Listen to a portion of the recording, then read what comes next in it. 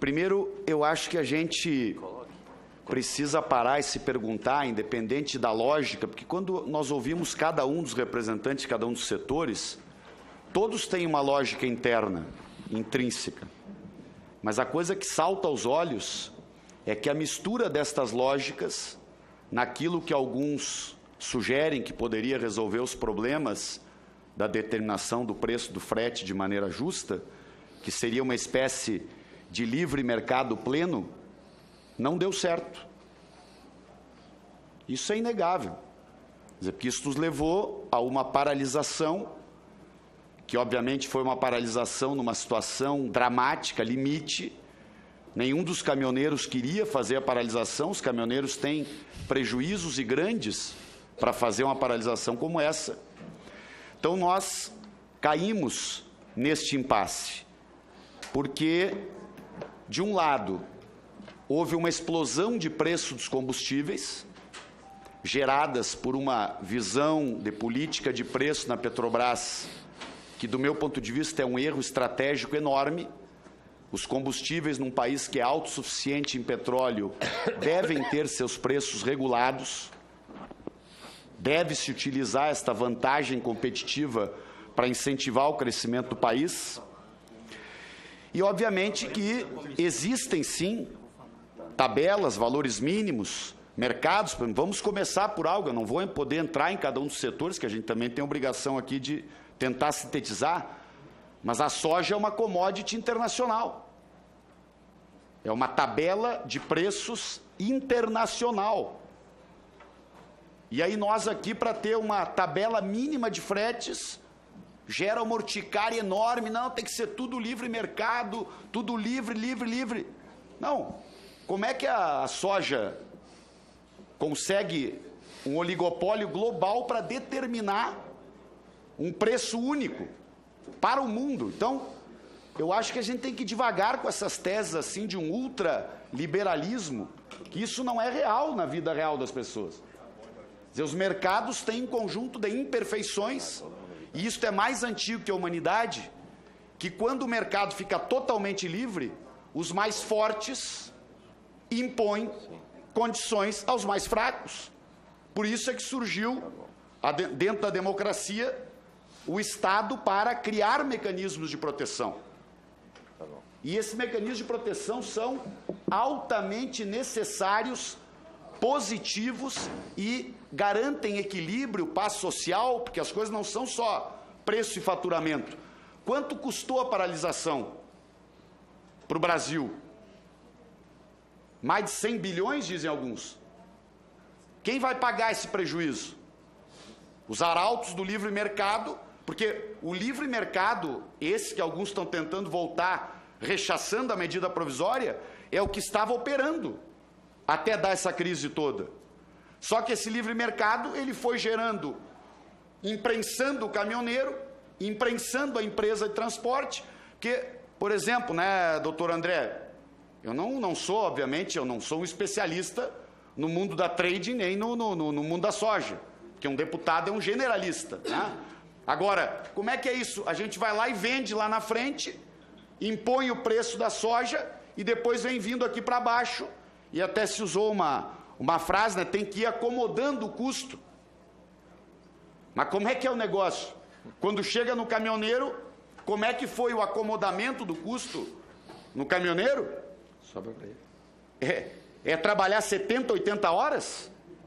É carregar 20% a mais do que o peso permite e destruir a estrada que todo o povo brasileiro tem que depois pagar pagar o conserto?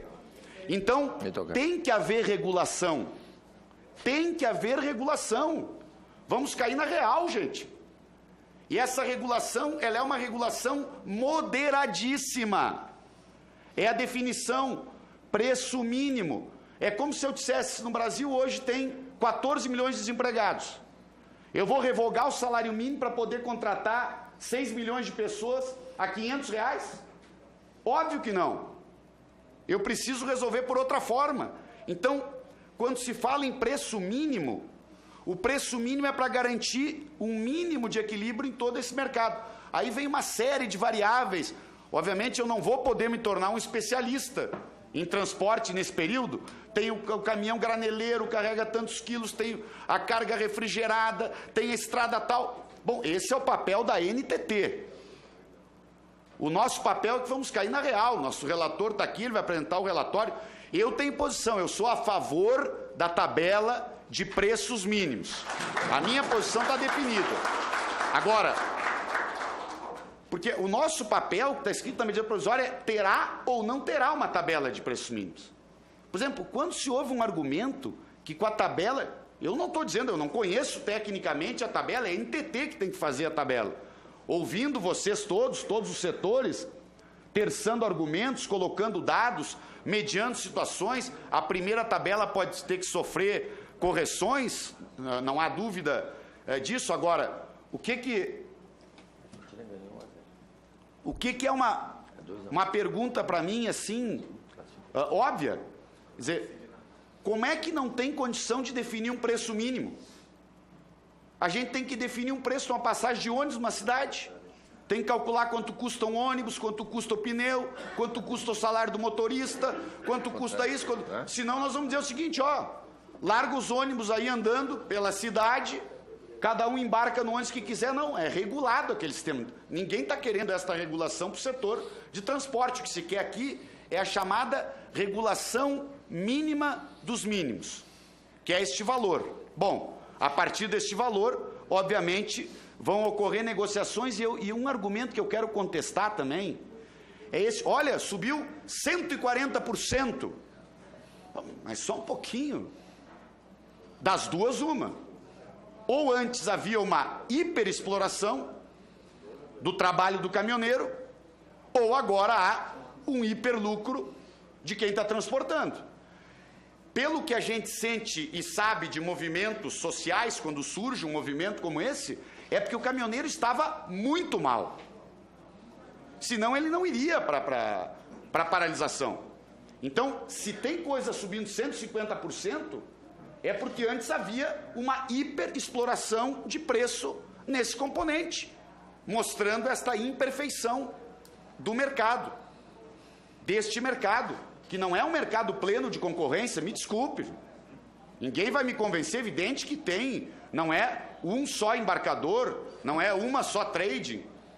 Obviamente não é um monopólio, mas tem sim oligopólios que atuam no setor, o que não é um problema de demérito, é da vida. O mercado gerou esse oligopólio no setor e tem um lado que é um elo mais fraco, que não consegue reagir. Livre mercado é quando as partes têm condições iguais de negociar. Quando uma parte tem vamos dizer assim, uma fila de gente para ser contratada e o contratante assim, olha, eu tenho aqui carga tal, estou com 100 que topam levar minha carga e a minha carga é para 10, a relação é desigual.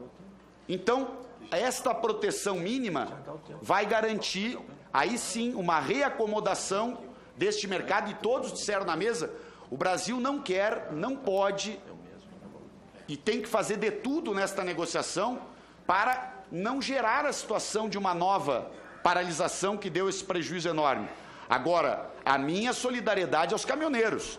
Não se queira como algumas matérias de veículos de comunicação que eu estou ouvindo, que querem transformar o caminhoneiro no culpado. Que essa paralisação do caminhoneiro gerou tal situação. Não. O que gerou tal situação é a imperfeição do mercado, a explosão dos preços dos combustíveis, porque está errada essa política de preço dolarizado e livre no combustível dentro do país. Então nós temos que voltar a regular os preços e nós temos que garantir essa tabela de preço mínimo, né?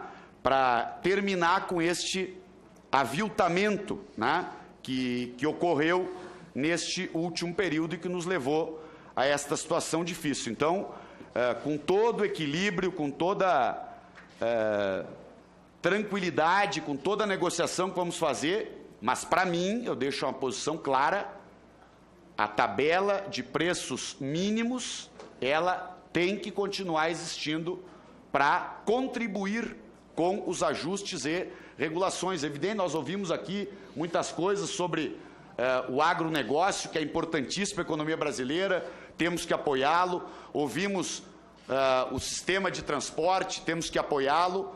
Agora, não há dúvida que uma tabela de preço mínimo não atrapalha nenhum desse negócio. Porque os outros gargalos que existem, vamos enfrentar pelos outros gargalos, e eu concluo com isso, deputado presidente Perondi, vamos enfrentar. A gente viu uma série de coisas aqui, tem que investir mais em infraestrutura, tem que melhorar as estradas, tem que fazer outros modais, estamos tudo de acordo. Mas nós não podemos largar no colo do caminhoneiro o ajuste de toda a situação, porque negar a tabela de preço mínimo significa dizer, eu quero liberdade para hiperexplorar o caminhoneiro. E isso não é justo. Então nós temos que entrar, sim, com a regulagem, que os mercados são imperfeitos e precisam ser regulados.